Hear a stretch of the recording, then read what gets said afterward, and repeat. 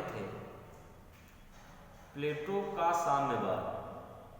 प्लेटो का साम्यवाद में अपन कल पढ़े थे कि साम्यवाद क्या होता है, साम्यवाद कहाँ लागू किया प्लेटो ने और साम्यवाद क्यों लागू किया प्लेटो ने। ठीक है, साम्यवाद का अर्थ, साम्यवाद क्यों लागू किया गया, ठीक है ना, और साम्यवाद किस पर लागू किया गया। तो प्लेटो ने मुख्य रूप से साम्यवाद देश की सेना पर लागू किया, देश की सेना पर और ऐसे लोगों पर, अप्रशासनिक जो सेवाएं दे रहे थे ऐसे लोगों पर प्लेटो ने साम्यवाद लागू किया। साम्यवाद का सीधा अर्थ होता है कि आपको संपत्ति एवं परिवार रखने का अधिकार नहीं होगा, और इसके पीछे प्लेटो ने तर्क दिया कि आप अगर ऐसा करते हैं, आपके पास अगर संपत्ति रहेगी और परिवार रहेगी, तो आप देश की सेवा में या जिस कार्य के लिए आपको लगाया गया है उस कार्य में आपका योगदान, संपूर्ण योगदान नहीं दे पाएंगे। आप कहीं ना कहीं आपके अंदर वो चीजें आत्ममुग्धता आएगी और आप अपने कर्तव्य से विमुख होंगे। अतः प्लेटो ने ऐसी रचना की, ऐसी व्यवस्था बनाई कि जिससे कि आपको कोई देश को कोई समस्या ना हो। उसी चीज में अपन आगे बढ़ेंगे, प्लेटो के साम्यवाद पर ही अपन आगे बढ़ेंगे आज और देखेंगे कि अरस्तु द्वारा प्लेटो के संपत्ति और साम्यवाद की आलोचना की गई। अरस्तु भी एक दर्शन शास्त्री थे, बहुत बड़े राजनीतिज्ञ थे, तो उन्होंने प्लेटो के साम्यवाद का विरोध किया एवं आलोचना की। ठीक है, संपत्ति और साम्यवाद की आलोचना की। तो उसमें अरस्तु ने कुछ तर्क दिए हैं, उन्हीं तर्कों को आज अपन देखेंगे और उसका विश्लेषण करेंगे। ठीक है, तो second year paper first unit आपकी सेकंड चलेगी। ठीक है, तो प्लेटो ने क्या तर्क दिया कि मूल प्रवृत्ति के विरुद्ध है। प्लेटो का साम्यवाद पहला क्या है,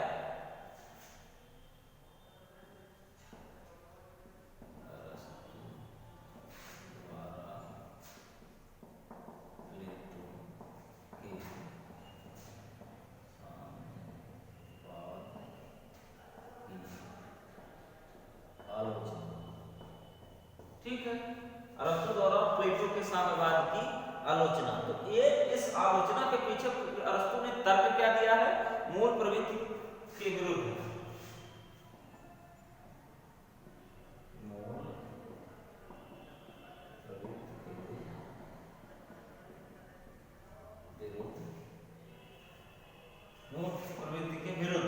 ठीक है, मूल प्रवृत्ति के विरुद्ध कैसे है वह देख लेते हैं।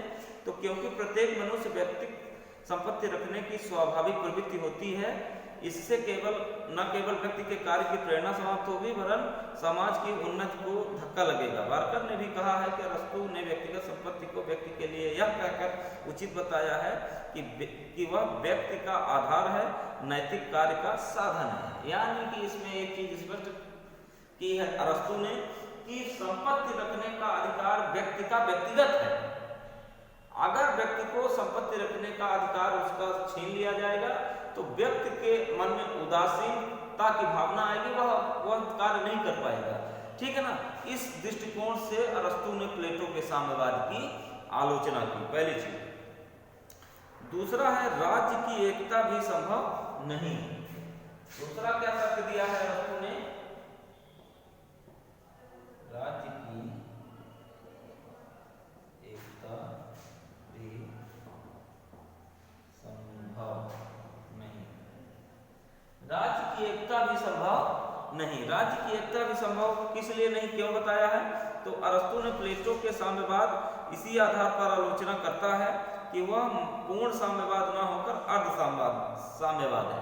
पूर्ण साम्यवाद न होकर अर्ध आधा साम्यवाद है, क्योंकि वह न केवल संरक्षक वर्ग के लिए इसी का स्वाभाविक परिणाम होगा कि राज्य की एकता नहीं रहेगी। अरस्तु के शब्दों में प्लेटो एक राज्य में दो राज्यों का निर्माण करके वास्तविक एकता को असंभव बना देता है।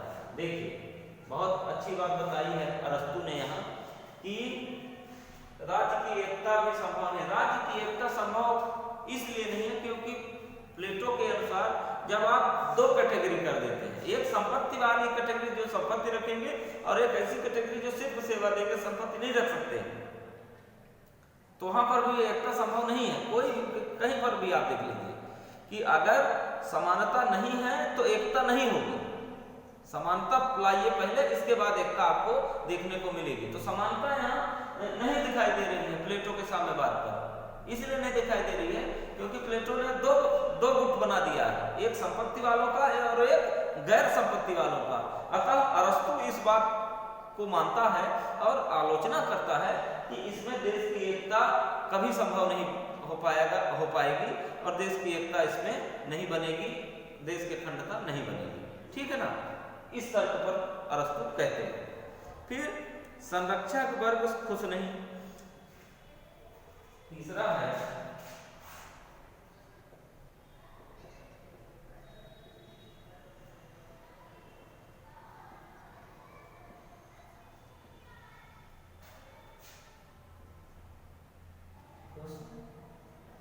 नहीं, संरक्षक वर्ग खुश नहीं। संरक्षक वर्ग खुश क्यों नहीं है, उसका कारण क्या है? प्लेटो के साम्यवाद द्वारा संरक्षक वर्ग कभी संतुष्ट नहीं हो सकेगा। सामूहिक स्वामित्व और सामूहिक सामाजिक व्यवस्था समाज में संघर्ष को ही जन्म देगी। सीधे सीधे संरक्षक वर्ग इसलिए नहीं खुश है क्योंकि सामूहिक व्यवस्था होने के कारण संघर्ष ज्यादा पनपते हैं, संघर्ष की आशंका या संभावना ज्यादा रहती है। एक सामान्य सी बात है कि कोई भी चीज अगर कॉमन कर दी जाएगी, सार्वजनिक कर दी जाएगी, मान लीजिए कि एक बस है, बस में बहुत सारे यात्री जा रहे हैं, सामूहिक व्यवस्था, और एक निजी वाहन है, निजी वाहन से व्यक्ति को पहुंचना होगा तो वो इजीली पहुंचेगा, और सामूहिक व्यवस्था में जाएगा तो कुछ न कुछ प्रॉब्लम आएगी, कठिनाई आएगी। ठीक इसी तरह से अरस्तु भी ऐसा मानता है कि चूंकि संरक्षक वर्ग कभी नहीं खुश होगा क्योंकि सामूहिक व्यवस्था है। प्लेटो ने साम्यवाद जो बताया है वो उसमें सामूहिक व्यवस्था बताया है। ठीक है ना, अतः यहाँ पर समस्याएं ज्यादा है। ठीक है, राज्य की एकता शिक्षा से, अगला पॉइंट इन्होंने बताया है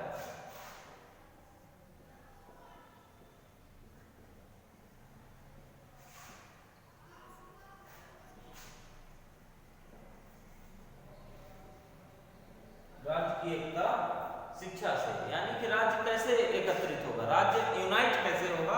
तो उसका सबसे बड़ा जो कारण है वह यह है कि राज्य शिक्षित होगा तभी राज्य एकत्रित होगा। अरस्तु ऐसा मानते हैं कि राज्य की एकता शिक्षा से होगी एवं राज्य की एकता व्यक्तिगत संपत्ति के उन्मूलन द्वारा नहीं वरन शिक्षा के द्वारा अधिक संभव और व्यवहारिक होगी। यानी कि व्यक्तिगत शिक्षा के द्वारा और व्यक्तिगत संपत्ति से जब आप उसको कनेक्ट करेंगे तो राज्य का जो है तो विकास ज्यादा संभव हो पाएगा। ठीक है, तो इस तरह से अरस्तु ने इतने लगभग 4 कारण बताए हैं जिसके द्वारा प्लेटो के साम्यवाद की आलोचना की। ठीक है, अभी आगे अपन थोड़ा सा देख लेंगे कि अरस्तु द्वारा प्लेटो के परिवार या स्त्रियों के साम्यवाद की आलोचना। ठीक है, यह भी बहुत महत्वपूर्ण सब्जेक्ट है, इसको अपन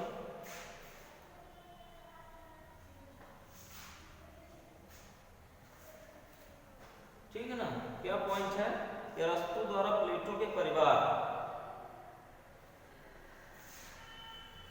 प्लेटो के परिवार या स्त्रियों के साम्यवाद की आलोचना। परिवार या स्त्रियों के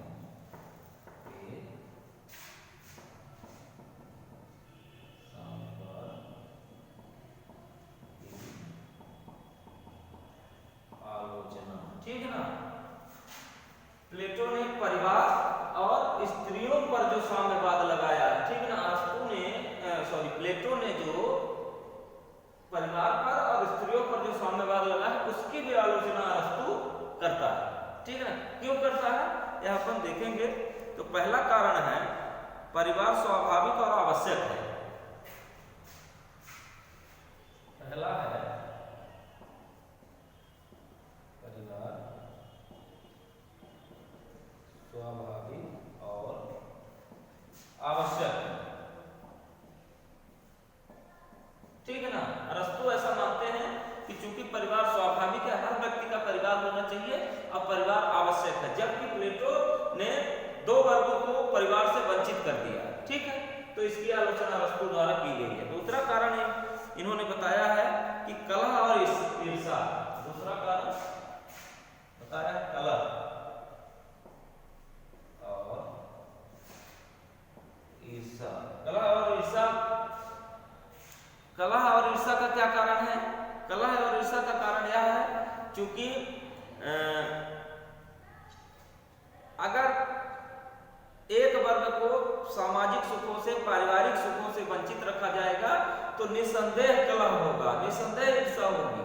यह मानव स्वभाव है, यह संभव है कि जो है तो कलह और ईर्षा इस व्यवस्था से, प्लेटो की व्यवस्था से बने, ऐसा अरस्तु मानते हैं। ठीक है।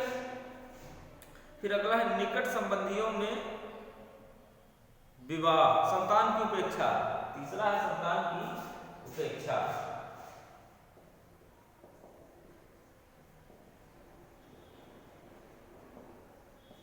ठीक है। अरस्तु ये मानते हैं कि चूंकि जब परिवार से प्रेम नहीं होगा तो संतान पर भी मोह नहीं होगा, संतान की उपेक्षा हो जाएगी, अपने पुत्र एवं पुत्रियों से लोग मोह नहीं रख पाएंगे और उनका तिरस्कार कर देंगे, उनसे मोह भंग हो जाएगा, उनकी उपेक्षा हो जाएगी। ठीक है ना, ऐसा अरस्तु ने कहा है। ठीक है। तो इस तरह से बहुत सारी चीजें हैं, जैसे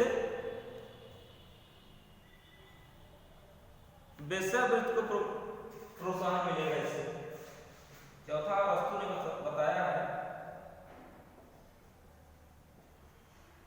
वेश्यावृत्ति को प्रोत्साहन। ठीक है। अगर परिवार एक कानूनी रूप अगर परिवार बनाने का नहीं प्राप्त होगा तो वहां पे वेश्यावृत्ति संभव है, ऐसा अरस्तु मानते हैं। ठीक है।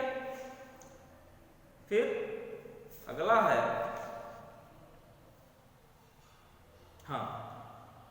उपर्युक्त से स्पष्ट है कि प्लेटो ने साम्यवाद, संपत्ति व परिवार दोनों का साम्यवाद अरस्तु ने कटु आलोचना की है। अरस्तु इतिहास व परंपराओं के आधार पर भी संपत्ति व परिवार की उपयोगिता को स्वीकार करता है। अरस्तु ने कहा है कि हमको यह नहीं भूलना चाहिए कि भूतकाल की अवधि और बीते हुए वर्षों के साक्ष्य को ध्यान रखना ही पड़ेगा। यदि ये चीजें सही होती हैं, उचित होती हैं, तो संपत्ति व परिवार को समाप्त करने की बात तो व्यक्ति ध्यान से नहीं बच सकती थी, परंतु ऐसा प्लेटो द्वारा किया गया। अतः यहाँ पर एक निष्कर्ष निकल रहा है कि प्लेटो ने जो साम्यवाद रखा उसकी आलोचना अरस्तु द्वारा की गई एवं कुछ शर्तों द्वारा, कुछ जो है तो तर्क देकर के अरस्तु ने साम्यवाद की आलोचना की। ठीक है। तो कुल मिलाकर के आज इसको आप अच्छे से देख लीजिए। अगर कोई समस्या है, कोई दिक्कत है तो आप कमेंट बॉक्स पर लिखिए। Thank you.